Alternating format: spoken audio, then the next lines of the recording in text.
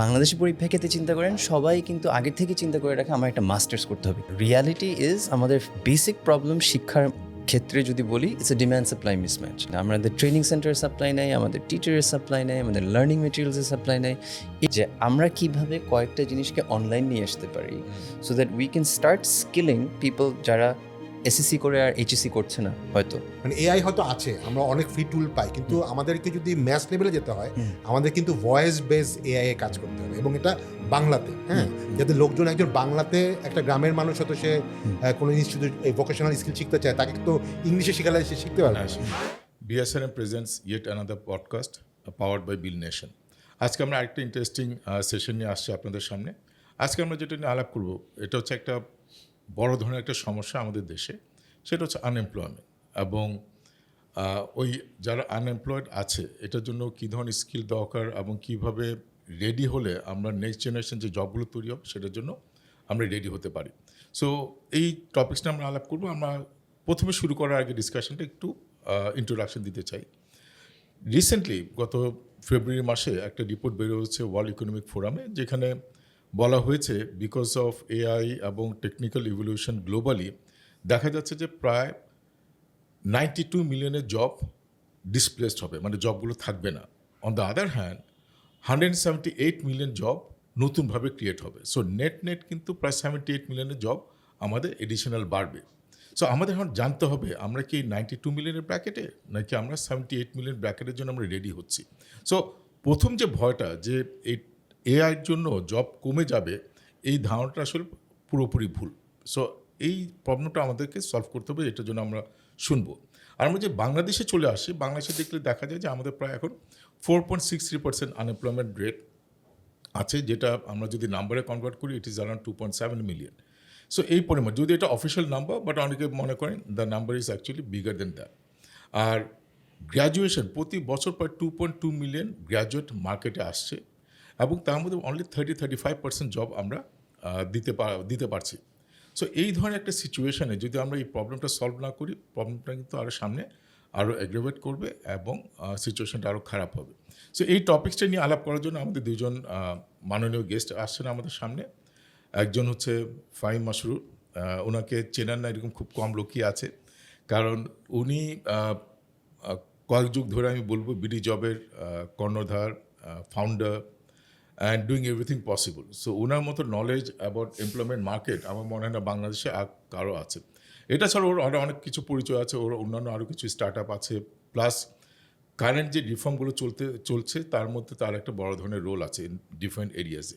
So আমরা ফাহিম মাশরুর থেকে আরও অনেক ডিটেলসে এই প্রবলেমগুলো সম্বন্ধে জানার চেষ্টা করবো। আরও আছে আমাদের সাথে শাহির চৌধুরী। হ্যাঁ, ওকে দেখতে যদি মনে হয় যে জেনজি, বাট আমি যেটা বুঝতে পারলাম যে সে এখনও জেনজি ওই ক্রাইটেরিয়া ফুলফিল করে না। ও হচ্ছে শিখোর ফাউন্ডার এবং সিও, বাট ওর আরও অন্যান্য ব্যাকগ্রাউন্ডে আছে। আগে বোধহয় ব্যাংকে কাজ করা হয়েছিল, বার্কলেজ and HSBC. So he has come up with a lot of knowledge about capital market or banking sector. এবং এখানেও আমরা যেটা দেখেছি অ্যাজ এ ইয়াং এন্টারপ্রেনিয়র, ও প্রায় $8 মিলিয়ন মতো তুলেছে শিখোর জন্য। So we are very relevant to people. So আমি যদি আমাদের সেশনটা শুরু করি, এই যে প্রবলেম স্টেটমেন্টটা দিলাম ফাইন, আমি যদি তোমার থেকে শুরু করি, এইটা আসলে কতটা সিরিয়াস, মানে do you consider it's a very serious problem? এবং যদি থাকে, বিকজ তোমার বিডি জবের মতো প্ল্যাটফর্ম, তোমার একটা ভালো আইডিয়া আছে ডিমান্ড অ্যান্ড সাপ্লাই সাইডে। সো ওই অ্যাঙ্গেলে তুমি যদি একটু এলাবোরেট করতে পারো এই প্রবলেমটা সম্বন্ধে। ধন্যবাদ মাহতাব ভাই, প্রথমত আমাকে এখানে ইনভাইট করার জন্য, কিছু বলার সুযোগ তৈরি করার জন্য।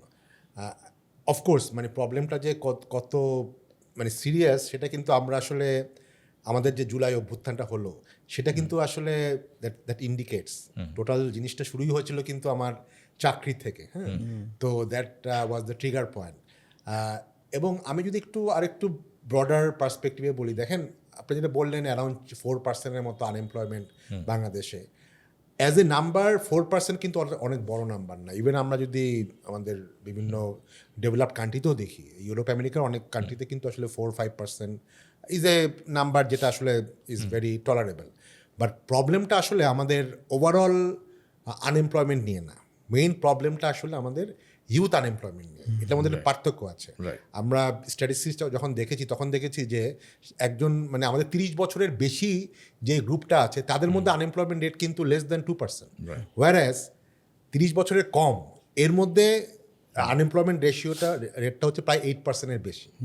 তো সমস্যাটা হচ্ছে আসলে আমাদের ইউথরা, এবং আপনি যেটা বললেন ইউনিভার্সিটি থেকে বা কলেজ থেকে ছেলেপেলেরা পাশ করে চাকরি পাচ্ছে না। আচ্ছা, এর আসলে আমি যদি একটু অ্যানালাইসিস করি এর কারণটা কি, যদি একটু হয়তো সময় লাগবে।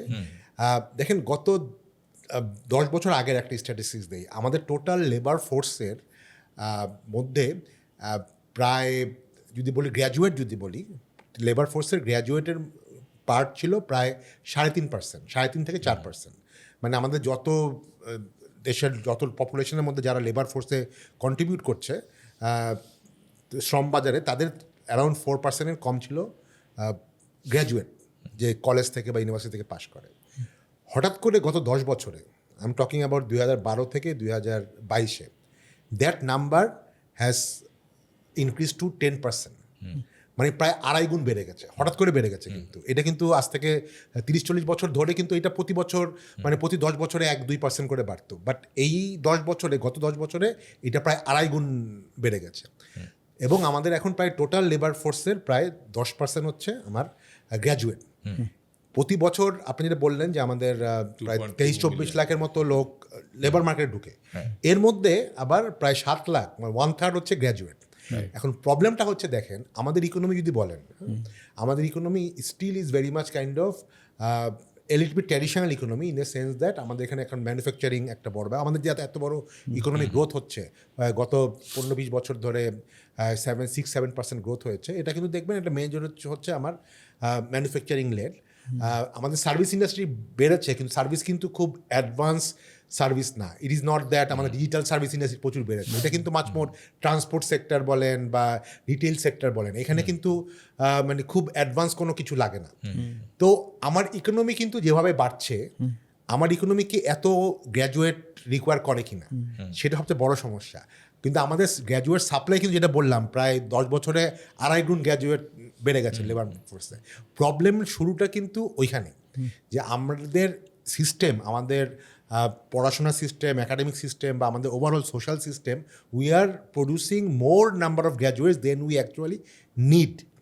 হ্যাঁ, এখানে ফাইম আমি আসতে চাচ্ছিলাম, সেটা হচ্ছে কি এই যে গ্র্যাজুয়েটগুলো আসছে, এরা রাইট স্কিল নিয়ে আসছে কিনা, বা মার্কেট ওরিয়েন্টেড স্কিল নিয়ে আসছে কিনা, আমি ওই জায়গাটাতে আসছি। হ্যাঁ, আচ্ছা, এটা হচ্ছে তাহলে বুঝলাম আমরা একটা প্রবলেম, যে ওভার সাপ্লাই অফ গ্র্যাজুয়েট। আচ্ছা, এখন এই যে গ্র্যাজুয়েট প্রতি বছর যে 7 লক্ষ লোক গ্র্যাজুয়েট বার হচ্ছে, এদের মধ্যে আমরা আবার একটা মানে সেগ্রিগেট করার প্রয়োজন।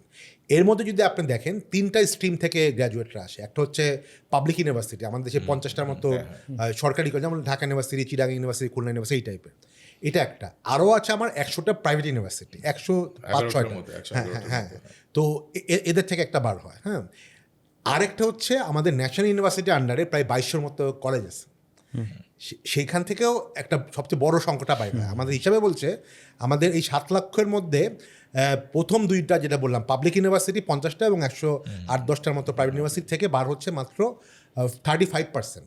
বাকি 65% কিন্তু বার হচ্ছে আপনার পাবলিক ন্যাশনাল ইউনিভার্সিটির আন্ডারে যে 2200-র মতো কলেজ আছে। এখন প্রবলেমটা কিন্তু আসলে এই থার্ড গ্রুপটা। আপনি যদি দেখেন আমাদের ডাটা যেটা আছে, যে পাবলিক ইউনিভার্সিটি এবং প্রাইভেট ইউনিভার্সিটির মধ্যে কিন্তু আসলে আনএমপ্লয়মেন্ট রেশিওটা আছে, এমন যে কম, মানে অনেক কম, বাট তারপরেও অত বেশি না। প্রাইভেট ইউনিভার্সিটি ছেলেপেলেরা দেখবেন হয়তো অনেকে পছন্দের মতো চাকরি পাচ্ছে না, কিন্তু সামহাও কোনো না কোনো জায়গায় ঢুকে যাচ্ছে 1-2 বছরের মধ্যে। আর পাবলিক ইউনিভার্সিটির ছেলেপেলেরা মেইনলি আসলে অনেক ক্ষেত্রে তারা চাকরি পেয়েও চাকরি করে না, কারণ তারা সবাই অনেক ক্ষেত্রে বিসিএস বা সরকারি চাকরিতে করে। মেইন প্রবলেমটা হচ্ছে যে আমাদের এই যে 65%, মানে প্রায় 4.5 লক্ষর মতো ন্যাশনাল ইউনিভার্সিটির আন্ডারে যে কলেজগুলো আছে সেখান থেকে, এখন ওইখানে আসলে তাদেরকে কী পড়ানো হয়, যখন আমরা আরও অ্যানালাইসিস করলাম দেখলাম ওখানে এমন জিনিস পড়ানো হয় যেটার কোনো আসলে মার্কেট ডিমান্ডই নাই। সে আপনার ফিলোসফি পড়ানো হচ্ছে, সে মানে ইসলামিক হিস্ট্রি পড়ানো হচ্ছে, এমন কিছু পড়ানো হচ্ছে, ইভেন 9টা-10টা ল্যাঙ্গুয়েজ প্রোগ্রাম আছে। হ্যাঁ, তো আলটিমেটলি দেখা যাচ্ছে যে ওদের যেইগুলি পড়ানো হয় সেগুলোর কোনো ইন্ডাস্ট্রি কোনো ডিমান্ডই নাই, এবং অনেক ক্ষেত্রে তারা আসলে ক্লাসও করে না। আপনি বিভিন্ন মানে মফস্বল শহরগুলিতে যে কলেজগুলি আছে দেখবেন যা শুধু ভর্তি হয়ে থাকে, বছর শেষে পরীক্ষা দেয়, ক্লাসও তারা করে না, কারণ জানেন যে আসলে ক্লাস করার না করার মধ্যে কোনো পার্থক্য নেই।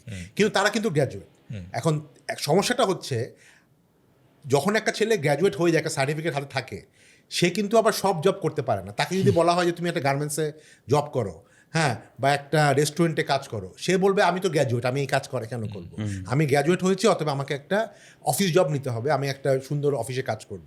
তো সমস্যাটা হচ্ছে যে অ্যাসপিরেশন এবং তার মানে স্কিল বা ওই জায়গাটাতে। তো এই প্রবলেমটা কিন্তু আমাদের নিজস্ব একটা প্রবলেম তৈরি করেছি। তো যতক্ষণ পর্যন্ত আমরা এই গোড়ার জায়গায় ফিক্স করতে পারবো, আমরা তো অনেক কথা বলবো যে এই সমস্যা এভাবে সমাধান করা যায়, এটা হবে না। তো আমি জাস্ট এই পর্যায়ে একটা জিনিস দিয়ে শেষ করছি। আমাদের যেহেতু এত লোক, এই বছরে 7 লাখ গ্র্যাজুয়েটকে আমাদের ইকোনমি অ্যাবজর্ভ করার মতো ডিফিকাল্ট, কারণ আমাদের ইকোনমি আসলে এখন স্টিল ম্যানুফ্যাকচারিং বা এই জায়গাটাতে।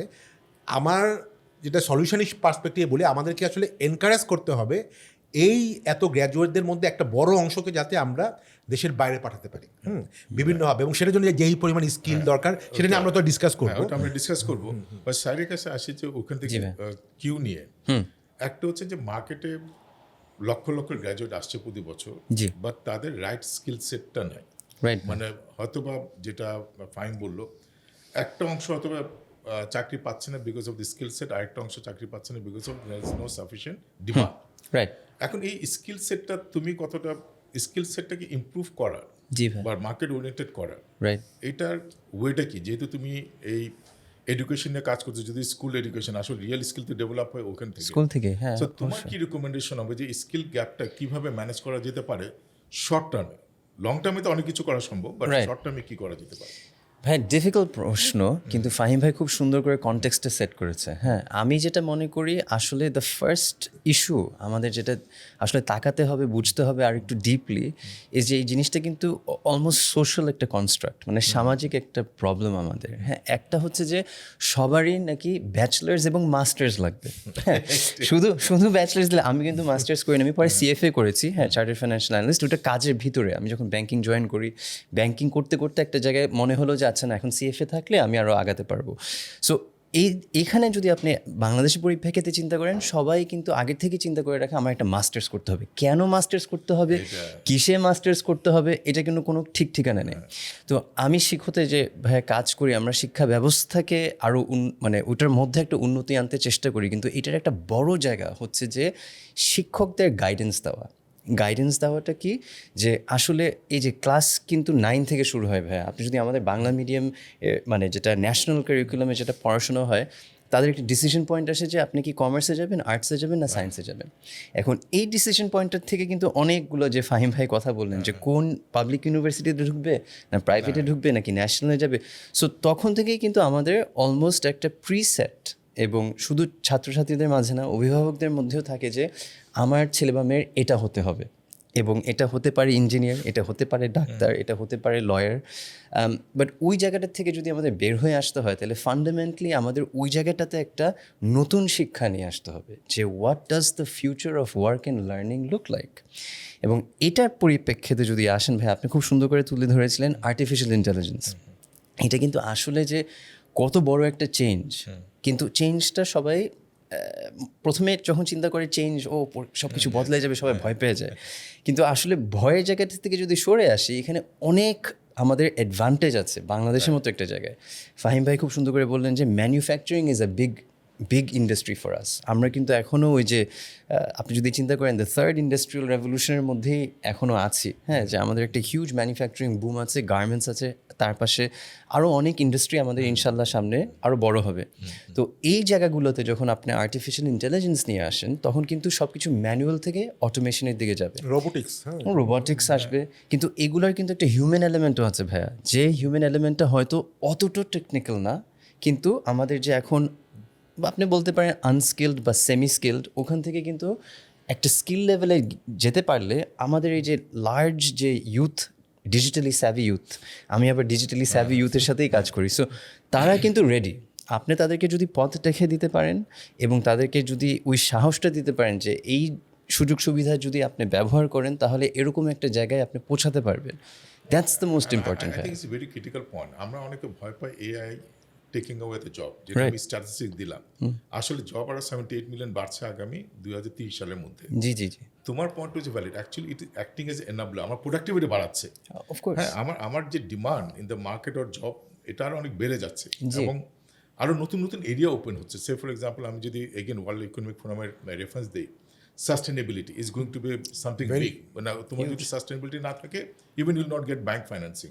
তারপর যে গ্রিন ফাইন্যান্সিংয়ের রিকোয়ারমেন্ট বাড়তেছে, empathy like in new environment motivation and empathy model will be very different. জি এইচআর এর রিকোয়ারমেন্ট কিন্তু আরও অনেক বাড়বে। জি সো এরকম নতুন নতুন এরিয়া আমরা ক্লিয়ারলি দেখতে পাচ্ছি এবং রিসার্চের মাধ্যমে বেরোয় আসছে যেগুলো নতুন এরিয়া। সো এখানে আমি যদি এখানে ফোকাস করি, job is definitely to be there. ভাইয়া আমি একটা অ্যাড করবো আপনার সাথে ভাইয়া। আমরা যখন প্রথমে চিন্তা করি অ্যাবাউট ভোকেশনাল ট্রেনিং, হ্যাঁ, কারণ শিখোর কিন্তু একটা পার্ট ছিল যে আমরা ভোকেশনাল নিয়েও কাজ করতে চাই। ফাহিম ভাই যে কথাটা বললেন, আসলে there is a big supply demand mismatch. Industry কী চাচ্ছে এবং একাডেমিয়া কি প্রডিউস করছে, এখন এইটাকে নিয়ে কিন্তু এখনও কোনো ক্লিয়ার স্ট্যাটিস্টিক্যাল রিপোর্ট নেই। আপনি কিন্তু এবং মিনিস্টেরিয়াল লেভেলেও আপনি যদি বিদেশে তাকান, লেবার মিনিস্ট্রি থেকেই একটা ডিম্যান্ড, মানে আমরা কি দেশ হিসাবে চাই, হ্যাঁ, আমাদের মানুষদের কাছ থেকে। সো এইটা যতদিন আমরা আসলে সলভ করতে পারি না, we will keep producing.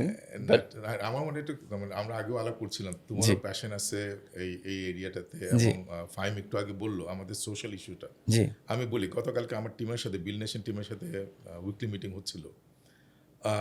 BuildNation একটা ওই অস্ট্রেলিয়ার টেফ ভোকেশনাল ট্রেনিং ইনস্টিটিউটের সাথে বাংলাদেশের ফার্স্ট ওদের গভর্নমেন্টের সাথে আমাদের একটা এগ্রিমেন্ট হয়েছে। আমরা আইটি কোর্স প্রথমে নিয়ে আসছি। এখন আমি বললাম, আমি লাস্ট টাইম যখন গেলাম অস্ট্রেলিয়াতে আমাকে বললো দে নিড 20,000 ওয়েল্ডার। তার হচ্ছে সাবমেরিন একটা ইউনিট করতেছে ওয়েস্টার্ন অস্ট্রেলিয়াতে, দে নিড 20,000 ওয়েল্ডার। চিন্তা করো, আমি মাহতাব তুমি সাপ্লাই দিতে পারবা? এখন আমি আমার টিমের সাথে আলাপ করতেছি, মানে ওদের এখন ডিমান্ড হচ্ছে welder, health care, construction business.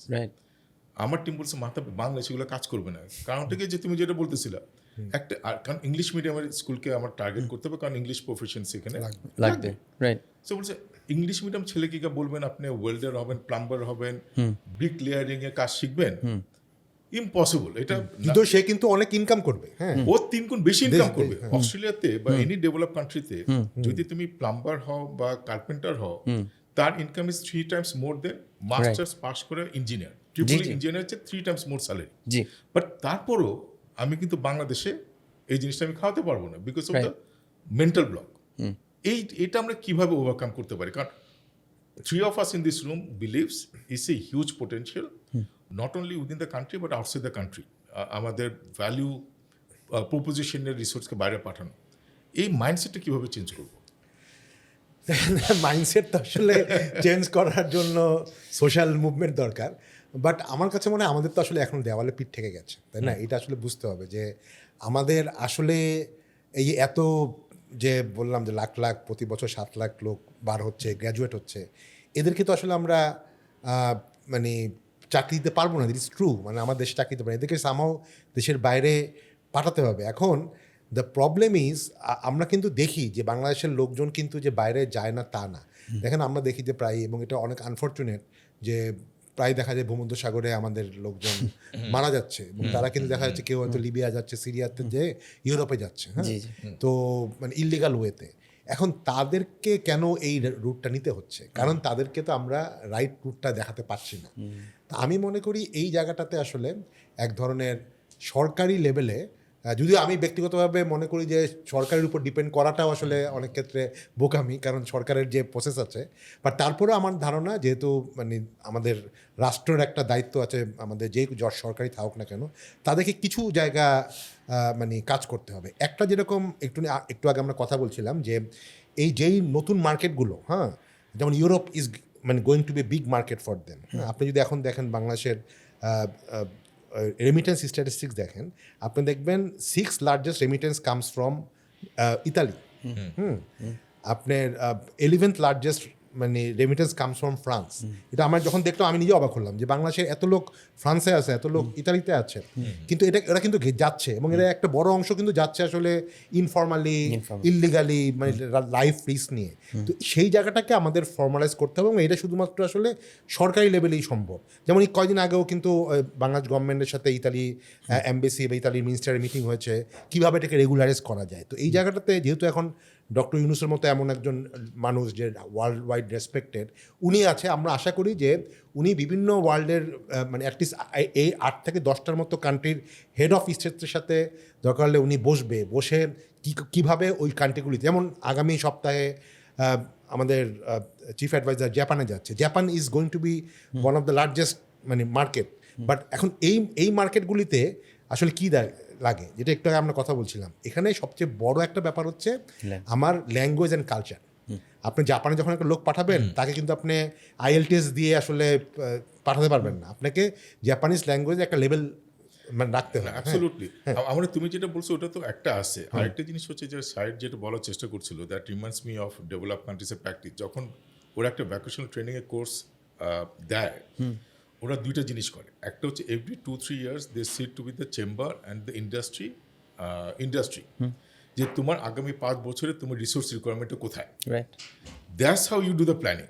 হ্যাঁ, তাইলে হবে কি, একটা হচ্ছে তুমি যেটা বলতেছো যেটা হচ্ছে একই জিনিস ইন্টারন্যাশনাল মার্কেটের জন্য, আরেকটা হচ্ছে যেটা তুমি বলছিলে যে বাংলাদেশে আমাদের কিন্তু পলিসি মেকারদের কোনো ক্লারিটি নাই আগামী 5 বছরে এই লেদার ইন্ডাস্ট্রি কী ধরনের লোক চায়, গার্মেন্টস ইন্ডাস্ট্রি কী ধরনের লোক চায়, ওটা যদি থাকতো তাহলে আমাদের যে টেকনিক্যাল যে ইনস্টিটিউটগুলো আছে বা বিভিন্ন ভোকেশনাল ইনস্টিটিউট আছে, ওরা কিন্তু ওইভাবে প্রোগ্রাম করতে পারতো। মানে আমি ওই জায়গাতে একটু বলি, আমার কাছে মনে হয় গভর্নমেন্টের হাতে যদি প্ল্যানিংয়ের দায়িত্ব দেন, it will fail, because government can't actually do the proper planning or proper research. But they can learn from টেফের মতো, যেরকম Australian government they are doing it, they can do it, we should be able to do it. I think we can learn from the best practices. আমি এখন তো শাহরের কাছে আসবো। জি জি ভাই। আমাদের চিফ অ্যাডভাইজার উনি একটা কমেন্ট করেন বারবার, সেটা হচ্ছে don't be a job seeker, be a job creator. মানে উনি যেটা মিন করতে চাচ্ছেন যে এন্টারপ্রেনিয়রশিপ, রাইট, ওই এরিয়াতে যেতে। And say for example, if you have say for example 100,000 entrepreneur, if they recruit 20-25 people, আমার কিন্তু একটা বড় ধরনের একটা রিক্রুটমেন্ট হয়ে যাচ্ছে জি মার্কেটে। জি। এই পার্সপেক্টিভে বাংলাদেশ কতটা রেডি, এবং তুমি কি সাজেস্ট করবো আমাদের ইয়াং জেনারেশনকে, কীভাবে তারা এন্টারপ্রেনার হতে পারে, can change the mindset from job seeker to job creator mindset, এটা কীভাবে তৈরি করা যেতে পারে? It's a very good question, ভাই. I mean, I've heard the chief advisor talk about this. Obviously, he's very passionate. ওনার তো একটা মানে in a past life, microfinance was the big initiative, and what that was empowering people to become entrepreneurs. I think we microfinance দিকে যদি তাকান, that's the first thing that you need for entrepreneurship. Really, it's the access to finance. কিন্তু এখানে একটা বড় কিন্তু আছে। কিন্তুটা হচ্ছে it's micro. হ্যাঁ, আপনি যদি এন্টারপ্রেনারশিপের কথা চিন্তা করতে হয়, ওটার আগে ওই যেটাকে বলে ফ্যাক্টরস অফ প্রোডাকশন, আমাদেরকে ছোটোবেলায় ইকোনমিক্সে পড়াইছিল। হ্যাঁ, সো একটা তো ছিল এন্টারপ্রেনার, আর একটা মেইন যে জায়গাটাতে আমরা আই থিঙ্ক এখনও অনেক পিছিয়ে আছি ইজ ক্যাপিটাল। আমি এটা স্টার্ট আপ, আপনি বলেছিলেন $8 million আমরা তুলেছি বিদেশ থেকে। It's been very difficult, and I think there is মানে had this been in a different country, it would have been a different story by now. কিন্তু আপনি যদি ওই মাইক্রো এন্টারপ্রেনার্সের কথাও চিন্তা করেন, ওরা কিন্তু মাইক্রোই থেকে যাচ্ছে, বিকজ ব্যাঙ্কিং চ্যানেলস থেকে এখনও সেভাবে আমরা সেই সুবিধা যেগুলো পাওয়ার কথা এখনও পাচ্ছি না। হ্যাঁ, তার মানে বলতে হচ্ছে ecosystem is not ready, ecosystem is not supporting. That's the first point ভাইয়া। So the first point is the ecosystem is ready. Second point আমি যেটা বলবো যে আমাদের যেটা ফার্স্টে কথা বললাম যে আমরা কালচারালি কিন্তু প্রোগ্রামড অনেকটুকুই, যে অ্যাকাডেমিকলি আমরা একটা জিনিস, আমরা GPA 5 পাবো, আমরা ইউনিভার্সিটি যাবো, এটা কিন্তু is very different from what you need for entrepreneurship. অন্টারপ্রেনারশিপে আসলে আপনি চিন্তা করতে হবে ক্রিটিক্যালি, আমি নিজে ইন্ডিপেন্ডেন্টলি ক্রিটিক্যালি অ্যানালাইজ করব, অনেকগুলো সমস্যা হবে আমার, এই সমস্যাগুলো সমাধান করে আমি একটা জায়গায় যাব। এখন ইফ ইউ আস্ক মি, এটা কিন্তু আসলে অভিজ্ঞতা ছাড়া প্রবাবলি হয় না। তো আমি যেটা বলবো, আমি নিজে যেটা দেখেছি, আমি 12 বছর ব্যাঙ্কিংয়ে ছিলাম ভাইয়া, সো 10 বছর বার্কলেস, 2 বছর HSBC-তে।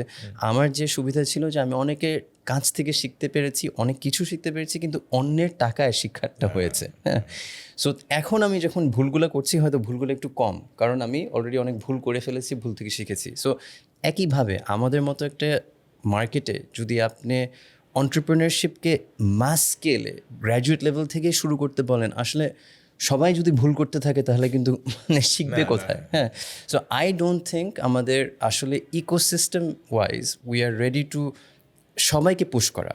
মানে এটাও একটা, আই থিঙ্ক আমরা গত 10 বছর 15 বছরেও অনেক বড় একটা ফোকাস ছিল যে আমরা we are going to create entrepreneurs and start up entrepreneurs, তাও আবার। হ্যাঁ, সো ওইটা তো মানে আমি মনে করি যে আসলে ডিজিটাল টেকনোলজিতে অতগুলো আমাদের স্পেস নেই to create that many entrepreneurs. এটা এক হিসাব। সেকেন্ড হিসাব হচ্ছে, যদি আপনার এন্টারপ্রেনার ক্রিয়েট করতে হয়, তাহলে first create the ground for them. And ওই গ্রাউন্ডটা হচ্ছে যে আসলে আমাদের কি কমপ্লায়েন্স এবং banking channels are ready to support একটা জিনিস বলবো ইকোসিস্টেমে, তারপর আমি বলবো যে ইউ আর রাইট, যে we cannot expect everyone to come into entrepreneurship, জি। তাহলে অন্য জায়গায় কাজ করবে কে? হ্যাঁ, জি। সো কিছু লোক থাকবে জব সিকার, কিছু লোক থাকবে এন্টারপ্রেনারশিপে আসবে, যারা risk taker, they would prefer that. একটা সময় যদি আমরা জেনজি মাইন্ডসেটটা অ্যানালাইসিস করি, they will be more prone to this kind of entrepreneurship, যারা ইন্ডিপেন্ডেন্স চায়, তারা তাদের নিজের ওয়েতে কাজ করতে চায়। 2-3টা যদি টিপস দেওয়া হয়, ধরো আমাদের এই টার্গেট গ্রুপের কেউ বলে যে না, আমরা তারা অলরেডি ডিসাইডেড এন্টারপ্রেনার হবে, আই ডোন্ট থিঙ্ক আমাদের existing curriculum is no way educate them in for that matter. ও যদি সেলফ রেডিনেসের কথা আমরা চিন্তা করি, 2-3 ইয়ার্স ডাউন দ্য লাইন তারা মার্কেটে এন্টারপ্রেনারশিপে শুরু করবে, 2-3টা টিপস দাও যেটা ওদের কাজে লাগতে পারে। না, আমি বলবো যে if you are made up your mind অন্টারপ্রিনারশিপে আসলে করা উচিত। If you made up your mind করা উচিত, মানে ভয়টাকে সরায় ফেলেন। যতক্ষণ শুরু করবেন শুরুর থেকে শিখতে হবে, কিন্তু যে মার্কেটগুলোকে আমাদের অ্যাড্রেস করতে হবে, it should be something that has a real problem. আমাদের অনেক সময় সমস্যাটা হয়ে যায় যে আমরা একটা অন্যখানে দেখি, দেশে বা বিদেশে, তারপর মনে করি যে না ওখানে হয়েছে আমরাও করব। কিন্তু বাংলাদেশে যদি আপনি ব্যবসা করতে চান, ব্যবসা হচ্ছে basically you are providing somebody a solution. একটা রিয়েল সলিউশন বের করেন এবং এইটাকে যদি আপনি লেগে থাকতে পারেন, মানে সত্যিকারের অর্থে, মানে মন থেকে, হ্যাঁ, তাহলে ইভেনচুয়ালি আপনি দেখবেন যে আস্তে আস্তে ওই জায়গাটাতে যেতে পারবেন যেখানে you are creating value for someone and therefore you are getting something back in return. So আমি বলবো যদি এন্টারপ্রেনারশিপ করতে হয় এবং দরকার, এরকম অনেকজনই আছে, but please do it for the right reasons, do it for trying to solve a problem you are passionate about. Real problem in Bangladesh context. জি। আচ্ছা ফাইন, এখন you know both side of the story, like employer কী চায় market থেকে আর এমপ্লয়ীদের কাছ থেকে, and এমপ্লয়িরা কি মার্কেটে আসতেছে। তোমার বিডি জবের এক্সপিরিয়েন্সে কি বলে, গ্যাপটা কোন জায়গাটা, এমপ্লয়ার এক্সপেকটেশন এবং এমপ্লয়ি? আমার কাছে মানে সবচেয়ে বড় গ্যাপ, অফকোর্স একটা গ্যাপ তো আছে স্কিলের ব্যাপারে। হ্যাঁ, আমরা যা পড়াশোনা করে আসছি, দুই একটা পয়েন্ট যদি কোন কোন স্কিল গ্যাপে তাদের গ্যাপটা তুমি চোখে পড়ে বেশি? আমি মানে যদি বলি যে আমাদের পড়াশোনার যে সিস্টেমটা আছে এবং এমপ্লয়াররা আসলে অনেক ক্ষেত্রেই they require the person who is joining to be much more detail oriented, যেটা আমাদের আসলে কালচারালি কিন্তু আমরা খুব ডিটেল ওরিয়েন্টেড না। হ্যাঁ, যদি বলেন, মানে আমি নিজেও অনেক ক্ষেত্রে ওটা নিজের থেকে শিখেছি যে অনেক ক্ষেত্রে আমরা আসলে একটু উপরে থাকি, মানে কোনো একটা জিনিসের ভিতরে যাই না, এবং আমাদের একাডেমিক জায়গাগুলোতেও আসলে ওই খুব ডিটেইল লেভেলে, মানে একেবারে যেমন সে ফর এক্সাম্পল, এবং এর একটা জিনিস কিন্তু আমরা দেখি যে আমরা আসলে খুব ডেটা রিভেন না। হ্যাঁ, আপনি দেখবেন একটা লোকজন কেউ একটা সেলসে কাজ করছে, সে মনে করে ডাটা অ্যানালিসিস করা তো আমার কাজ না, আমি সুন্দর একটা প্রেজেন্টেশন হবে, চাকচিক্য প্রেজেন্টেশন হবে, ভালো করে কথা বলতে পারবো, অটুকি এ মার্কেটিং গায়ের জব। বাট মানে আপনি তো অনেক রোল নিয়ে এসছেন, বাট এখনকার মার্কেটিং কিন্তু পিওরলি ডেটা ড্রিভেন। এখন একজন মার্কেটিংয়ের পার্সনকে, প্রফেশনালকে কিন্তু খুব ভালো ধরনের ডেটা ক্রাঞ্চিং স্কিল থাকতে হবে, কারণ কোন মার্কেটে কোথায় অপরচুনিটি, সেটা তাকে খুব ডিপে ঢুকতে হবে। তো এই জিনিসটা আসলে আমার কাছে মনে হয় যে ডেটা ড্রিভেননেস এবং খুব ডিটেল ওরিয়েন্টেশনের একটা ঘাটতি থাকে। এটা সে অ্যাকাউন্টিং প্রফেশনালও থাকে, আবার সেলসেও থাকে, অন্যান্য জায়গাতেও থাকে। তো সেটা একটা জেনারেল একটা ব্যাপার বললাম। আরেকটা হচ্ছে একটা মানে অ্যাসপিরেশনাল ব্যাপার। হ্যাঁ, মানে আমি দেখি যে আসলে ফ্র্যাঙ্কলি এটা আসলে একটা বড় সমস্যা যে আমাদের মানে যেই কর্পোরেট সেক্টর যদি বলেন, ফ্র্যাঙ্কলি আমাদের কিন্তু কর্পোরেট, যদি এটা অন্য ডিটেলে ডিসকাশনে চলে যাচ্ছে, আমাদের কর্পোরেট প্রফিটেবিলিটি কিন্তু আসলে অত বেশি না। আপনি যদি আমাদের মানে apart from few multinational companies, বাংলাদেশের জেনারেল মানে বিজনেস লোকাল যে গ্রুপগুলি আছে বলি, বা লোকাল মাঝারি বা ছোট কোম্পানিগুলোর প্রফিটেবিলিটি কিন্তু অত বেশি না। এখন যে প্রবলেম হচ্ছে, তারা কিন্তু যেই স্যালারিটা অফার করতে পারে একটা ফ্রেশ গ্র্যাজুয়েটদের বা ইভেন একটা মিড লেভেল গ্র্যাজুয়েটদের, সেইটা দেখা যাচ্ছে যে অনেক ক্ষেত্রে একটা মাল্টিনেশনাল বা ইভেন গভর্নমেন্ট স্যালারি থেকেও কম। এখন গভর্নমেন্ট তো আসলে নিজে ইনকাম, মানে তার জন্য ইনকাম করা ইজ ভেরি ইজি। এখন এনবিআর যদি মনে করে যে আমার কালকে 5,000 কোটি টাকা দরকার, সে একটা সার্কুলার দিয়েই করে ফেলতে পারে। তো অতএব সে ইচ্ছা করলেই, সরকারি যেমন কথা হচ্ছে যে এখন মহার্ঘ ভাতা দিবে, তো ও ইচ্ছা করলে পারে। কিন্তু একটা প্রাইভেট কোম্পানিকে বলেন, মানে শাহিরের কোম্পানিকে যদি বলা হয় যে তুমি কালকে থেকে তোমার স্যালারি 20% বাড়ায় দাও, হি ক্যানট, আই ক্যানট। তো এই জায়গাটাতে আসলে আমার কাছে মনে হয় যে ওভারঅল আমাদের বিজনেস, হ্যাঁ, এখন যেই কোম্পানিগুলো আমরা জানি গত 10-15 বছরে ব্যাংক থেকে টাকা নিয়ে টাকা ফেরত দিচ্ছে না, তারা কিন্তু ঠিকই তার স্যালারি অনেক বাড়াতে পারবে। আমাদের আসলে ওই জায়গাটা ইকোনমিক প্রবলেমটাও আসলে সলভ করতে হবে। আরেকটা বড় ইস্যু হচ্ছে যে আমাদের আসলে এই এটা হয়তো অনেক ক্ষেত্রে আমাদের উপরেই পড়ে। আমরা যারা এন্টারপ্রেনার আছি বা যারা কর্পোরেট ম্যানেজমেন্টে আছি, তারাও আসলে বেস্ট প্র্যাকটিসেসগুলো আসলে অনেক ক্ষেত্রে মানে আমরা অ্যাডপ্ট করতে পারি না। এবং এই জন্য আপনি দেখবেন যে আসলে আমাদের এমপ্লয়ি ডিসস্যাটিসফ্যাকশন বাংলাদেশে যদি দেখেন, সার্ভে করে দেখেন, employee dissatisfaction is very very high. অতএব হ্যাপি এমপ্লয়ি না হলে কিন্তু আসলে মানে তার থেকে প্রোডাক্টিভিটি আপনি পাবেন না। আমরা হয়তো আমি যখন এমপ্লয়ার তখন কিন্তু আমি ওর থেকে অনেক কিছু এক্সপেক্ট করতে পারি, বাট ওরও কিন্তু আমার থেকে অনেক এক্সপেকটেশন আছে। আমরা কিন্তু কেউ কারো এক্সপেকটেশনটা সবসময় গ্যাপ থাকবে, কিন্তু আমাদের ক্ষেত্রে গ্যাপটা অনেক একটু বেশি। তো সেই জন্য আমার কাছে মনে হয় we need to work on some basic economic thing, আমার বিজনেস প্রফিটেবিলিটি এবং আরও অনেক কিছু যেগুলো নিয়ে আসলে আমাকে এই স্যাটিসফ্যাকশন লেভেলটাকে বাড়াতে হবে। Unless we increase the employee satisfaction level, আমরা কিন্তু তাদের থেকে হায়ার প্রোডাক্টিভিটি ইনোভেশন এক্সপেক্ট করতে পারবো more than 100% from them. Coming to you, Said, skill, এই যে আমরা আউটওয়ার্ড এমপ্লয়ীদের কথা বলি, যারা বাইরে আমরা পাঠাতে পারি ভোকেশনাল ট্রেনিংয়ের মাধ্যমে অথবা লোকালি, একটা জিনিস স্টাবলিশড, সেটা হচ্ছে আমাদের যে এডুকেশন ইনস্টিটিউশন যেগুলো আছে সরকারের, যে যতগুলো ইউনিভার্সিটি আছে, public or private, and all the technical institutes and colleges, unfortunately it's not fulfilling the market demand. That's the reality. Right.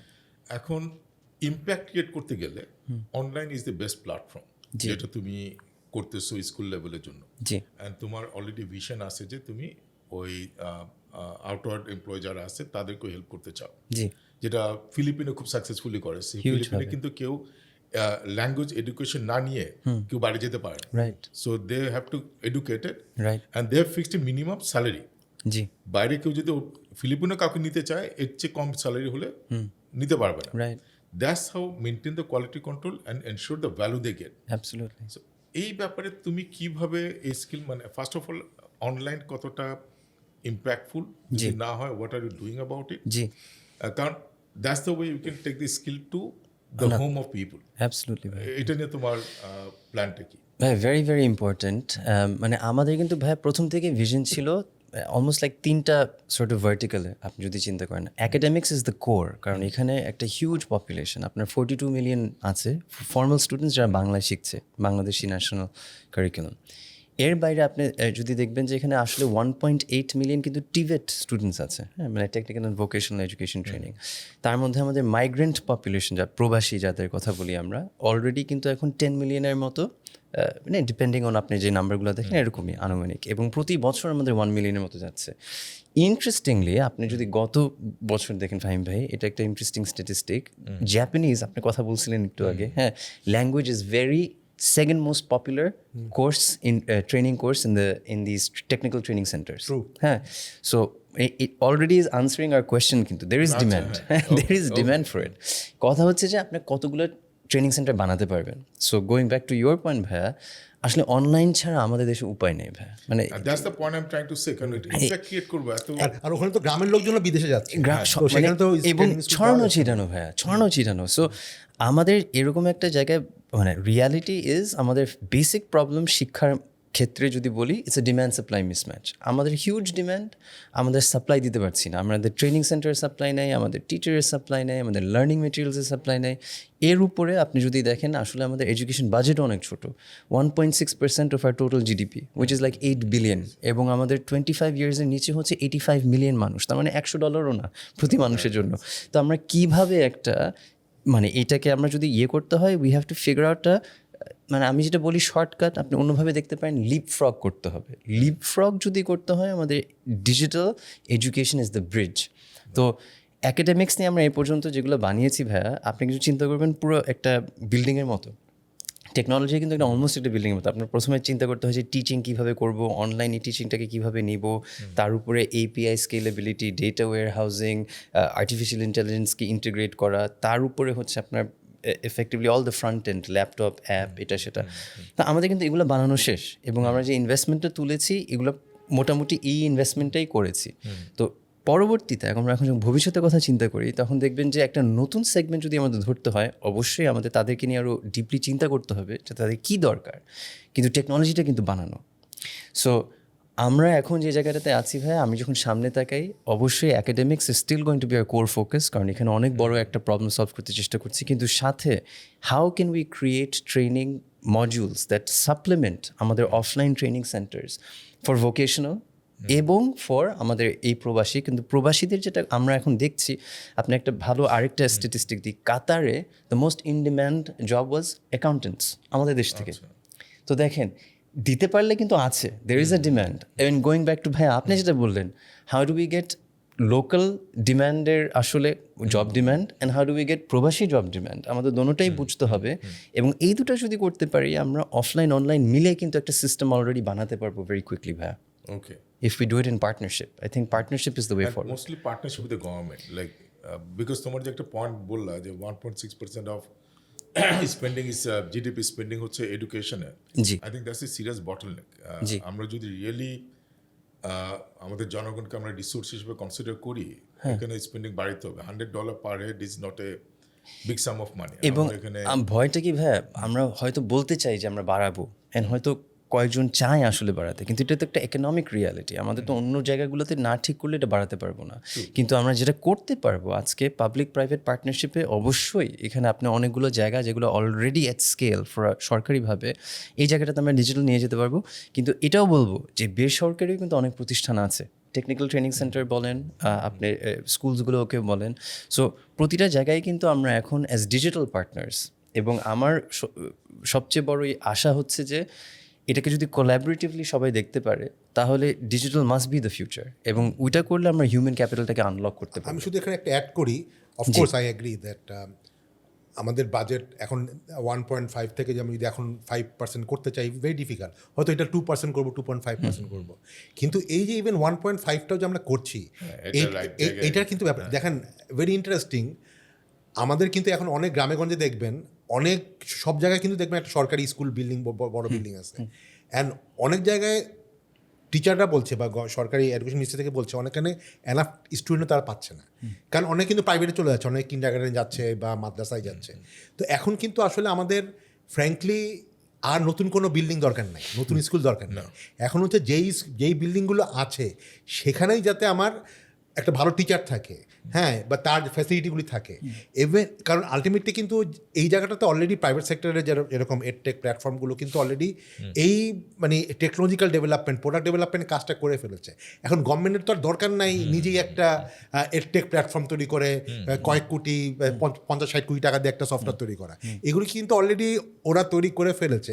Government হয়তো ওদের সাথে একটা পার্টনারশিপে যাবে যে ঠিক আছে, তুমি আমার এই 10 লাখ লোককে এই মানে ই লার্নিং ফ্যাসিলিটি দাও, তুমি প্রতি স্টুডেন্টের জন্য একটা টাকা তোমরা পাবা, কথার কথা। হ্যাঁ, তো এই জিনিসগুলো আসলে আমাদের করতে একটু আমাদের out of the box disruptive thinking করতে হবে। মানে যেভাবে আমরা চলেছি, কারণ এখানে একটা ব্যাপার আছে, এখানে একটা ইনসেন্টিভ স্ট্রাকচারও ছিল যে আপনি দেখবেন যখনই একটা স্কুল হয় এর পিছনে লোকাল লোকজনের একটা ব্যবসা থাকে, মানে কন্ট্রাক্টারদের একটা ব্যবসা থাকে। এই জন্য কিন্তু দেখবেন সরকারের পক্ষ থেকে এই বাজেটটা, লিমিটেড বাজেটটাও ব্যবহার করা হয় ইনফ্রাস্ট্রাকচার, বিল্ডিং, এগুলোর জন্য। এইখান থেকে আমাদের আসলে সরে আসতে হবে, এবং আমরা একটা মনে করি যে এইটাই সময়, আসলে এই সরকারের সময়, এটাই সময়। কমপ্লিটলি এগ্রি এটার সাথে। এই ওই মাইন্ডসেটটা থেকে না বের হয়ে আসতে পারলে, এবং ডিজিটাল যে একটা ইনফ্রাস্ট্রাকচার, মানে আমার কথা তোমার সাথে আমি এগ্রি করি, ডিজিটাল ইনফ্রাস্ট্রাকচার একটা ইনফ্রাস্ট্রাকচার। সো এইটাকে ফোকাস করে ওইটাকে ডিফোকাস করতে হবে, নাইলে কিন্তু আমরা ওই অ্যান্ড আমাদের বাংলাদেশে যেরকম মানে বালিশ নিচে থেকে উপরে উঠাতে 12,000 টাকা লাগে কনস্ট্রাকশন। কিন্তু এই ডিজিটাল ইনফ্রাস্ট্রাকচারের ক্ষেত্রে যদি গভর্নমেন্ট মনে করে সে নিজেই এইটা বড় বড় প্রজেক্ট নিবে, তাহলে কিন্তু ফেল করবে। হ্যাঁ, এইখানে আসলে পার্টনারশিপে যেতেই হবে। আমরা স্যাস মডেল নিয়ে কথা বলতেছি, is another kind of SaaS. And ভাই লাস্ট ফাইনাল একটা পয়েন্ট বলে নি ভাই, এটা যদি করা সম্ভব তাহলে কিন্তু ফিউচার রিসোর্স প্ল্যানিংও আমরা চেঞ্জ করতে পারি। একটা এখন আমরা যে জায়গাটাতে আই থিঙ্ক আসলে আমাদের ফোকাস দেওয়া উচিত, বলছিলাম একটু আগে, যে শিক্ষকদের আত্মমর্যাদা, হ্যাঁ, তাদেরকে বেটার সাপোর্ট দেওয়া, বেতন বলেন, মানে মানে প্রশিক্ষণ বলেন, যেটাই আছে, হ্যাঁ, এইটাকে আমরা যতক্ষণ না ফিক্স করতে পারি আসলে আমরা রুট কজটাকে অ্যাড্রেস করছি না। সো ডিজিটালাইজেশন আরেকটা বড় যে অ্যাডভান্টেজ হচ্ছে, আপনার কিন্তু সামনের ইনভেস্টমেন্ট কমে যাচ্ছে। আপনার হয়তো আজকে ইনভেস্ট করতে হচ্ছে, but you are utilizing a system that is scalable, যার জন্য যারা আছে সিস্টেমে তারা বেটার বেনিফিটেড হবে। True, I agree. এখন বিডি জবে আসি একটু, যে বিডি জব মানে it is a great platform, one of the most popular platform আমাদের দেশে। fulfilling a lot of people's dream. যারা জব খুঁজতে চায়, the first thing they think about is Bdjobs. And you have evolved over a period of time. আমার first question হচ্ছে, এখন যদি তোমাকে বলা হয়, what is the biggest deficiencies in the BDJob platform that you have today? হ্যাঁ, এক নম্বর। 2 নম্বর জিনিস আমি জানতে চাই, এই BDJob প্ল্যাটফর্ম হাউ, যেটা তুমি আগেও বললা যে দেশের বাইরে একটা বড় এমপ্লয়মেন্ট অপরচুনিটি আছে, বাট এখন পর্যন্ত তুমি কাজ করছো আমার জানার মতো লোকাল মার্কেটের জন্য। ওই মার্কেট নিয়ে কোনো প্ল্যান আছে কিনা? এই দুইটা যদি স্পেসিফিক আনসার দিতে পারো। টাফ কোশ্চেন, যেহেতু মানে we have to criticize ourself.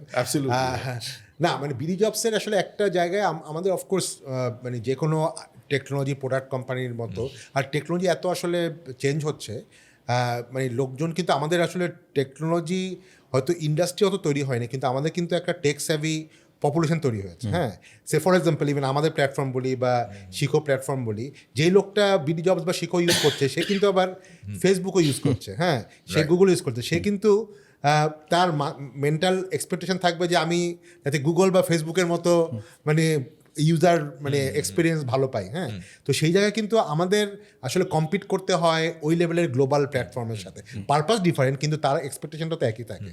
তো সেই জায়গাটাতে অফকোর্স আমাদের আমরা মনে করি যে কিছু লিমিটেশন আছে, এবং ফ্র্যাঙ্কলি আসলে গত কয়েক মাস বলি বা 2-1 বছর বলি, AI এর এত বেশি মানে ইনোভেশন হয়েছে, এত বেশি নিউ জিনিস আসতেছে, ওগুলির সাথে তাল রেখে কিন্তু আমাদেরকেও তৈরি করতে হবে, আমাদেরকেও আমাদের অনেক AI এর নতুন ফিচারগুলো আমাদের ইউজারদের দিতে হবে। এটা তোমাকে পরীক্ষা নেওয়ার জন্য কোশ্চেনটা করছে, কারণ অনেক সময় once someone is very successful তার একটু কমপ্লেসেন্ট হয়ে যায়, and they try to stick to the model. That's true, absolutely true, absolutely true. ওটা তোমার পরীক্ষা নেওয়ার জন্য কোশ্চেনটা করলাম।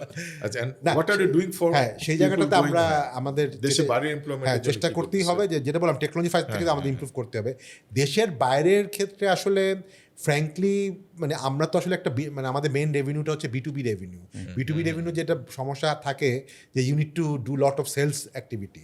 বিদেশে ক্লায়েন্টদেরকে আসলে মানে সেল করাটা is very challenging and also very expensive.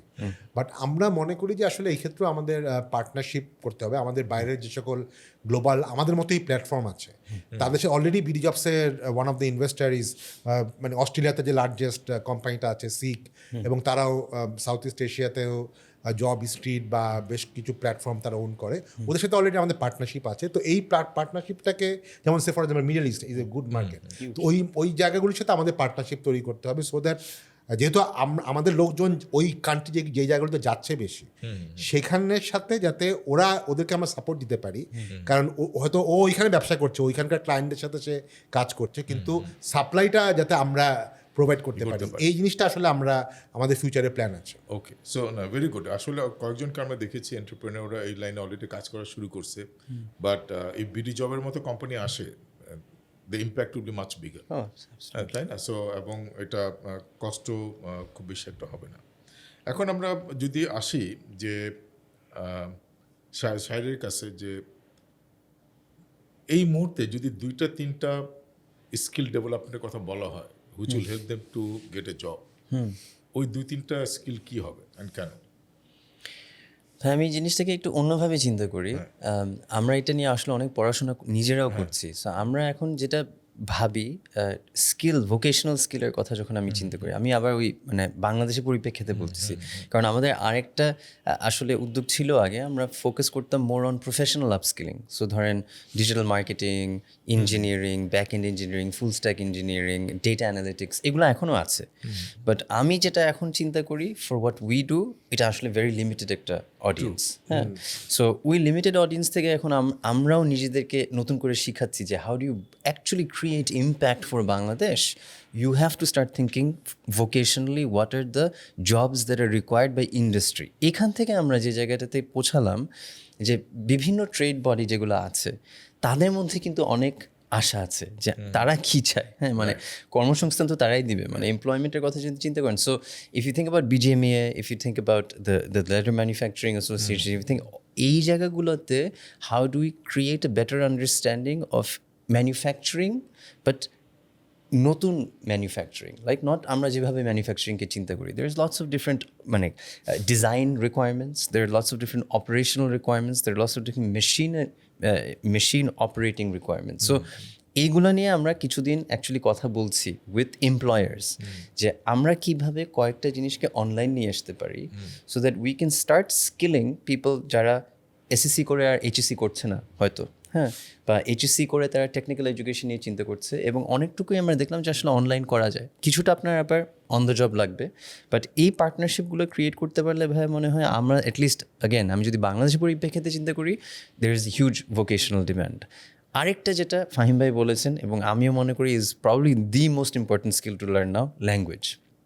মানে আপনি বললেন এবং language beyond English, two things, একটা তো ইংলিশ আছেই, এটাকেও আমাদের বেটার করাতে হবে, হ্যাঁ, বিকজ ওই যে আপনি যে কথাটা বললেন যে ইংলিশ মিডিয়ামের থেকে আমি পাচ্ছি না, কিন্তু ইংলিশ মিডিয়াম কিন্তু মাত্র 80,000 ভাইয়া। আমরা মানে I went to English medium school, আমরা এত ইনসিগনিফিকেন্ট, হ্যাঁ, মানে 80,000 কোনো নাম্বারই না, 42 মিলিয়ন স্টুডেন্টস আছে, তার মধ্যে আমরা এটুকু। তো আসলে how do we gate English to be more proficient for that 42 million, এটা এক। এবং ইংলিশের বাইরে এই যে ফাহিম ভাই বলছেন যে মিডল ইস্টের ডিমান্ড আছে, আপনি সাউথ ইস্ট এশিয়াতে ডিমান্ড আছে, জাপানের ডিমান্ড আছে, how do we create those language at a working level? এবং এটার যে বেস্ট ব্যাপারটা হচ্ছে আসলে অনলাইন পুরোপুরি করা যাবে, হ্যাঁ, because Duolingo is a fantastic app. আপনি যদি কখনো যান, বাংলাদেশেও এখন অনেকজন ডুওলিঙ্গো ইউজ করছে। সো আমরাও অ্যাগেন উইথ এআই কিছু এখানে এক্সপেরিমেন্ট করেছি, এবং আপনি পুরোপুরি একটা কনভারসেশন করতে পারেন এখন কথা বলে বলে ইয়ে করে। সো এগুলো এখনও মার্কেটে না, আমরা চেষ্টা করছি কস্ট কেমনে কমাতে, এটাকে ইউজার এক্সপিরিয়েন্স হিসেবে কেমনে লোকালাইজ করতে। বাট অ্যাগেন আপনি যদি এআই কথা চিন্তা করেন ভাইয়া, I think this gives us a big advantage যে এইসব জিনিস প্রোডাক্টাইজ করা যাবে এখন। একটা জিনিস আমি শুধু বলি যে মানে যেহেতু আমরা এআই নিয়ে কথা বলছি, and he is absolutely right that AI নতুন এভিনিউ খুলে দিচ্ছে, কিন্তু এআইয়ের একটা বড় আমাদের মতো কান্ট্রিতে সমস্যা হচ্ছে, যারা প্রোডাক্ট ডেভেলপ করছে, এআই কিন্তু ফ্রি না। হ্যাঁ, এআইয়ের যে ইনফ্রাস্ট্রাকচার কস্ট দরকার, সার্ভার কস্ট দরকার, এইটা কিন্তু আমি অনেকের সাথেই কথা বলি যখন যারা এই স্কিল নিয়ে কাজ করছে। যেমন একটা বড় ব্যাপার কি যে আসলে মানে এআই হয়তো আছে, আমরা অনেক ফ্রি টুল পাই, কিন্তু আমাদেরকে যদি ম্যাস লেভেলে যেতে হয়, আমাদের কিন্তু ভয়েস বেস এআই এ কাজ করতে হবে, এবং এটা বাংলাতে, হ্যাঁ, যাতে লোকজন একজন বাংলাতে, একটা গ্রামের মানুষ হয়তো সে কোনো ইনস্টিটিউট এই ভোকেশনাল স্কিল শিখতে চায়, তাকে তো ইংলিশে শেখালে সে শিখতে পারবে না, তার জন্য তো ব্যাপারটা বাংলা করতে, এবং টেকনোলজি কিন্তু আছে, কিন্তু ওইটার জন্য যেই কস্ট লাগবে, ওই কস্টটা যদি সামহাউ গভর্নমেন্টের একটা মানে বাজেট থাকে, আমি বলতেছি না গভর্নমেন্ট কোম্পানিগুলোকে টাকা দিবে, গভর্নমেন্ট নিজেই হয়তো একটা ডেটা সেন্টারের উপরে ইনভেস্ট করতে পারে, যেটা দিয়ে আসলে আমাদের কস্ট, এই কোম্পানিগুলোর কস্ট কমতে পারে। আমার এক্সিলেন্ট আইডিয়া। আমি যদি এটাকে একটু বিল্ড করতে চাই, সেটা হচ্ছে আমরা ল্যাঙ্গুয়েজের কথা বারবার এমফাসাইজ করছি। Why not to start AI from the school level? আমি এটা কেন বলতেছি, কারণ এআই ইউজটা একটা এরিয়াতে লিমিটেড না, it has so much of use. আমরা যদি একটা ছেলে স্কুল লেভেল থেকে এআই, আমি যদি বেসিক লেভেলে বলি যে এআই থেকে ডেটা এক্সট্রাক্ট করা, রিসার্চ করা, লাভ, আরেকটা লেভেল হচ্ছে even programming. AI can do the programming for you. আমার খালি ভিজুয়ালাইজ করতে পারে what I want, if I can articulate correctly, এই প্রোগ্রামিংটা করা সম্ভব। এটা একটা টার্ম আছে এখন আজকাল, হ্যাঁ, ভাইব কোডিং। হ্যাঁ, vibe coding, VIBE। Okay, wow, vibe coding, so coding, so all this কিন্তু পসিবল। এটা কিন্তু একজন স্কুল থেকে পাস করার আগেই এই এক্সপার্টিস নিয়ে সে তো মার্কেটে কিন্তু আসতে পারে, জি, এবং এটার জন্য মার্কেটেও কিন্তু রেডি আছে। We can envisage even today. এই জিনিসটা আমরা কেন করছি না, এটা আমরা কীভাবে এনশিওর করতে, আমি দুজনের কাছে জানতে চাই। কারণ আমার কাছে মনে হয় এই জিনিস যদি আমরা করতে পারি, আমাদের কারিকুলামে ঢুকাতে পারি, কারণ কারিকুলামে এখন আমি সরকারি থেকে যদি আশা করি দে উইল টেক এজেস, মানে আনফর্চুনেটলি আমার এই নেগেটিভ কথা বলতে হচ্ছে, কারণ আমরা ওনাদের সময় লাগে, কিন্তু এখন তোমরা দুজন আসো, you can play a role. So how can you start working on that দুজনের কাছে? মানে আমি যদি প্রথমে শুরু করি, আমার কাছে মনে হয় যে ইউ আর অ্যাবসলিউটলি রাইট।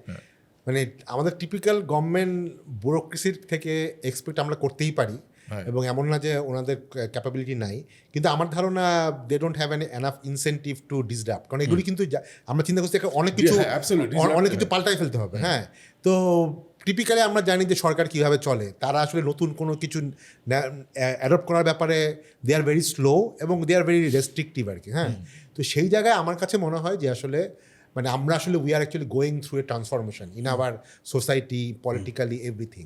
তো এইখানে আমি মনে করি যে আমাদের সামনে তো আসলে একটা নেতৃত্ব চেঞ্জ হবে বা নতুন নেতৃত্ব, অনেক ইয়াংরা আসছে, পলিটিক্সে আসছে, তারা পলিসি মেকিংয়ে আসছে।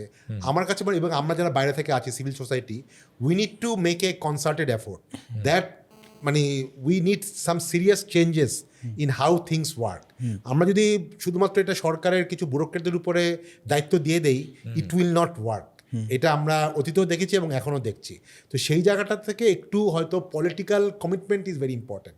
আমাদের বরঞ্চ এখন আসলে পলিটিক্যাল লিডারদের কাছে এটা বোঝাতে হবে, দেখেন আপনারাই কিন্তু সবচেয়ে বড় সমস্যায় ফেস করবেন এই আনএমপ্লয়মেন্টের প্রবলেম। একটা আনএমপ্লয়মেন্ট প্রবলেমের জন্য কিন্তু 15 বছরে একটা সরকার মানে সরে যেতে বাধ্য হয়েছে, অতএব আপনারাও এই বিপদে পড়বেন।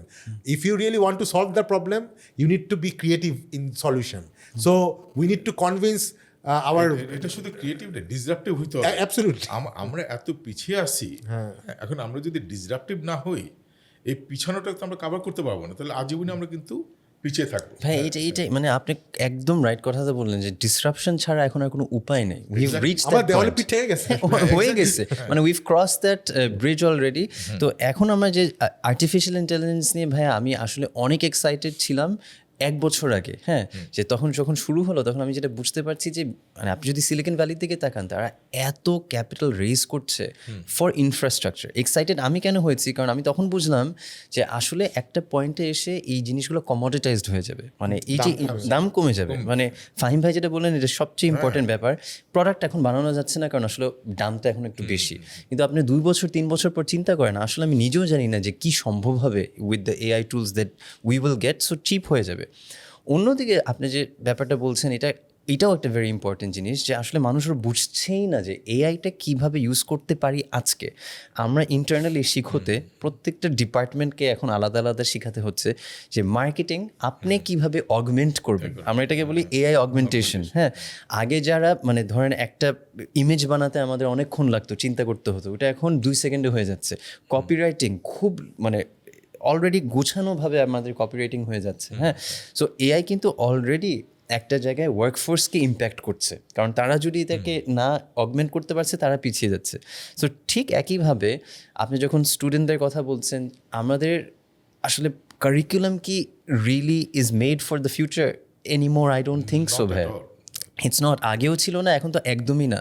তো আমার বাচ্চারা দের 6 and 3 নাও, তারা বড় হতে হতে আসলে কি ইউনিভার্সিটি আগের মতো থাকবে নাকি, কনসেপ্টই থাকবে কিনা কে জানে। মানে এটা একটা বিষয় রিয়েলি মানে to be scared about but also be excited about. হ্যাঁ, মানে দোনোটাই। সো ফাইনাল যে কথাটা আমি বলতে চাচ্ছি ভাইয়া, যে the point is artificial intelligence আসলে সব কিছুকে বদলিয়ে দিবে। আমরা কি এখন হাত দিতে পারবো নাকি এটা আমি জানি না, যে আমি বলতে পারবো না আপনাকে যে কি করা দরকার, কারণ জিনিসটা এত তাড়াতাড়ি চেঞ্জ হচ্ছে যে 3 বছর পর একটা ডিফারেন্ট দুনিয়া হয়ে যেতে পারে একদম।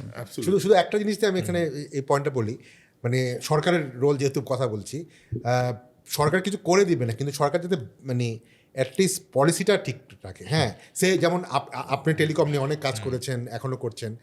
মানে দেখেন, আমরা বলছি যে গ্রামের স্কুলে আমরা চাই এআই নিতে, তো আলটিমেটলি ওইখানে তো লোকজন হাতে স্মার্টফোন নেই, ওইখানে তো মানে data is very expensive, MB কিনে। তো আমার পয়েন্ট হচ্ছে যে মানে যদি এটা অন্য ডিবেট হয়ে যায়, বাট এখনও কিন্তু আমরা জানি যে সরকারের যে ট্যাক্স পলিসি বা সব কিছু ইজ ভেরি এক্সপেন্সিভ, যেটাকে আমার গ্রাসরুট লেভেলে ইন্টারনেট নেওয়ার জন্য। তো এটা কিন্তু আসলে one kind of common product, একটা ন্যাচারাল গুডস ইন্টারনেট হওয়া উচিত। তো এবং সরকার কিন্তু দেখা যায় সংবিধান সংশোধন কমিটিতে বলা হয়েছে যে ইন্টারনেটটাকে একটা মৌলিক অধিকার। তো আমার কাছে মনে হয় সেই জায়গাটা তো আমাদের কাজ করতে হবে সরকারকে, বা আমরাও তো পুশ করতে হবে যাতে একেবারে রুরাল লেভেলের। আমি আসলে ইন্টারনেটের দাম 10 টাকা বেশি বাড়লো কমলো আমার জন্য ফ্যাক্টর না, কিন্তু গ্রামের যে কৃষকের ছেলেটা বা মেয়েটা, তার জন্য কিন্তু আসলে একটা প্রাইজ, একটা ফ্যাক্টর। অ্যাবসলিউটলি। আমার মনে হয়, আর এখানে আমরা যেটা দেখেছি গত 9 মাসে, আমরা অনেকেই people like you, me and আমি শাহিরকেও দেখছি বিভিন্ন জায়গায় ভলেন্টারিলি কিন্তু আমরা সাপোর্ট করার চেষ্টা করছি, সরকারের সাথে কাজ করছি, এবং আমার মনে হয় আমাদের মতো আরও অনেকে এরকম কাজ করছে এবং কাজ করতে রাজি আছে। এখানে কিন্তু আমাদের পার্সোনাল ইন্টারেস্টের জন্য আমরা করছি না, আমরা মনে করি it's an opportunity to support the government. But এখন তো ওনাদেরও কিন্তু একটা অ্যাডাপ্টেবিলিটি থাকতে হবে। হ্যাঁ, আমরা কিন্তু প্রাইভেট সেক্টর থেকে নিঃস্বার্থভাবে লোকজন হেল্প করতে আছে, সো এটা আমার মনে একটা কোলাবোরেশনের দরকার আছে। না, আমরা almost towards the end of the programme.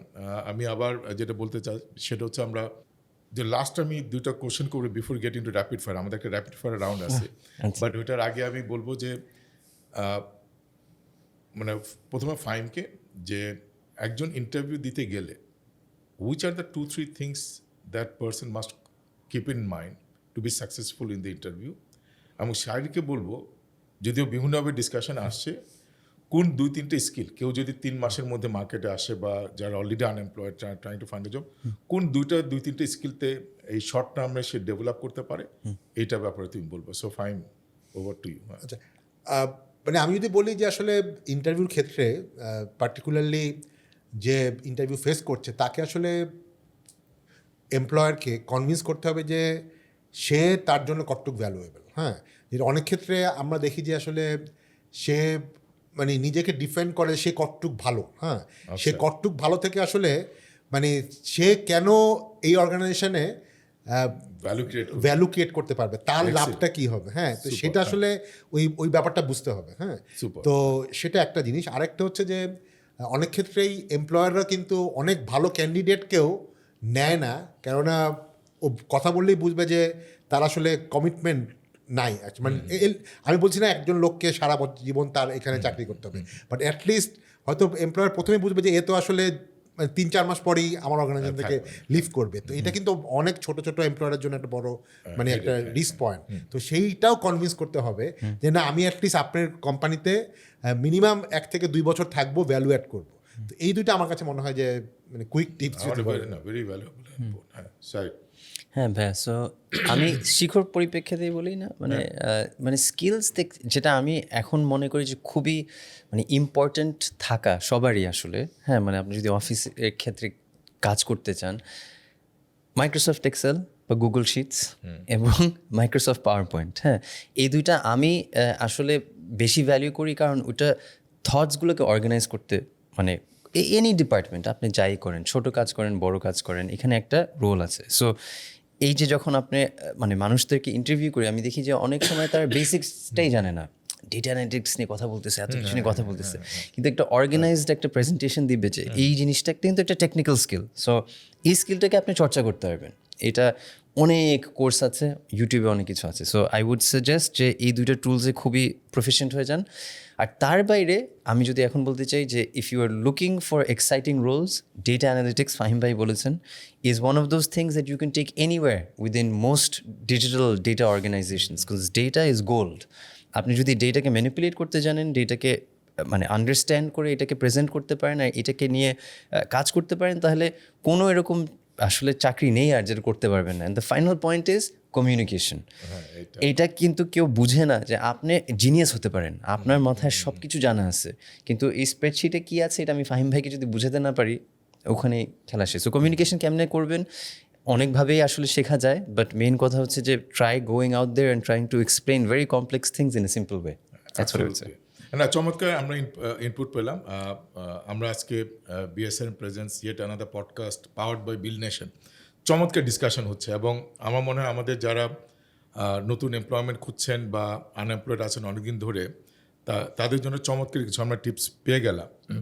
আমরা এখন we are almost towards the end of this program. Rapid fire round আমাদের একটা আছে, দুজনকে 5টা করে কোশ্চেন করবো। Let's see. হ্যাঁ, আরো বেশি করতে চাইলে করা যাবে। ফাহিম ভাইকে কয়টা বেশি করেন? আচ্ছা, মানে ফাহিম থেকে যদি শুরু করি, 18 বছরের বয়সের নিচে তাদের একটা স্কিল যদি ডেভেলপ করতে বলা হয়, কোন স্কিলটা ডেভেলপ করবে? বছরের নিচে 18 বছরের নিচে। হ্যাঁ, আই থিঙ্ক লাইক কমিউনিকেশন। কারণ এটাকে আমি এক্সপ্লেন করবো না, এক্সপ্লেন করতে ফাইন। নেক্সট হচ্ছে most over hype career in Bangladesh right now. Most over hype marketing.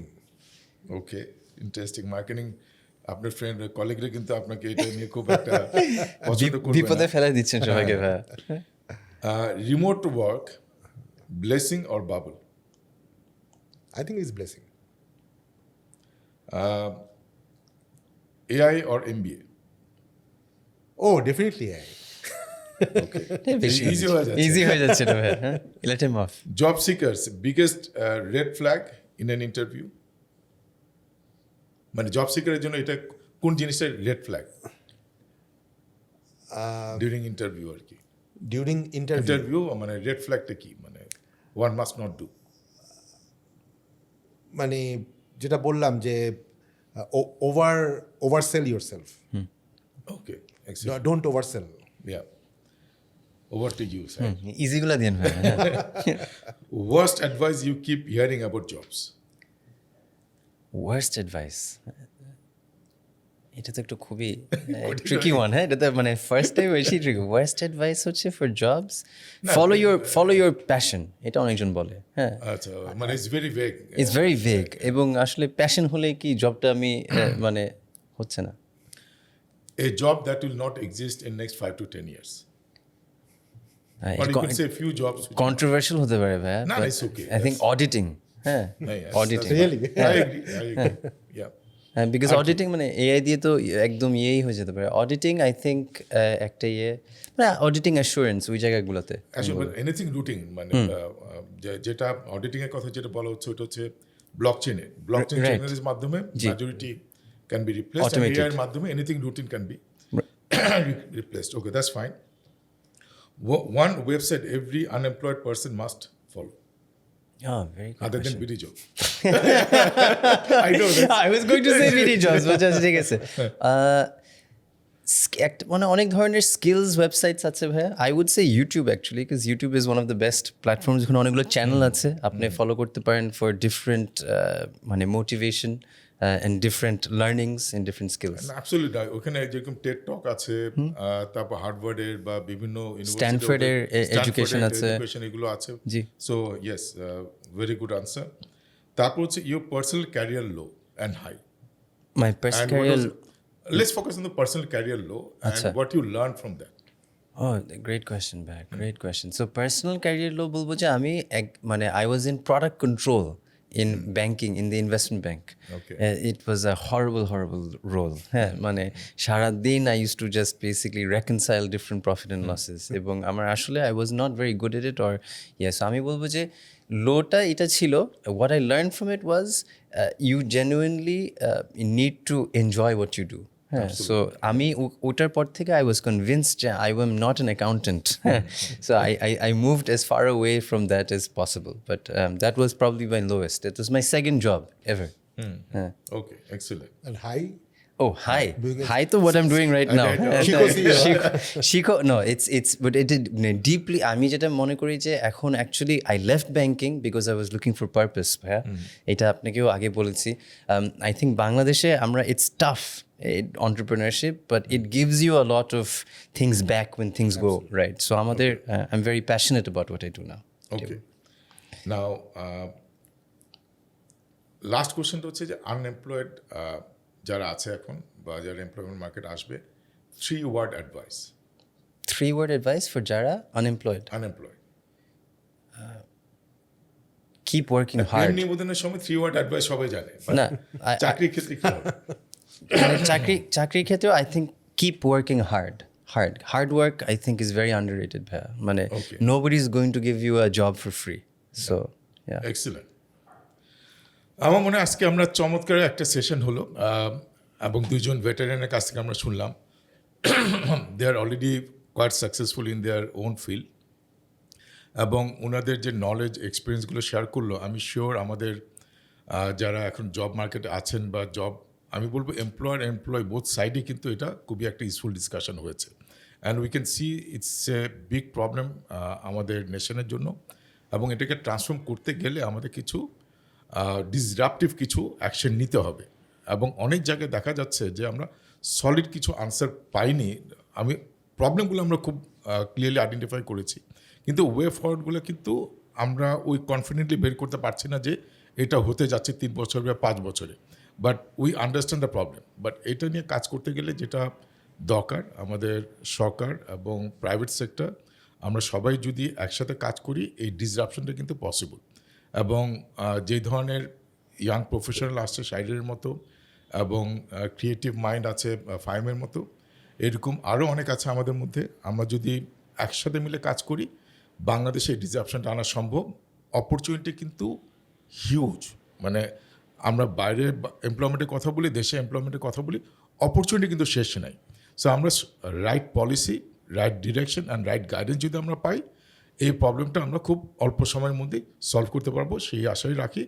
এবং আমরা সবাই মিলে একসাথে কাজ করি, সবাইকে সাহায্য করার চেষ্টা করি, আমরা একটা শুদ্ধ বাংলাদেশ গড়ে তুলব, এই আশায় রাখি। ধন্যবাদ সবাইকে।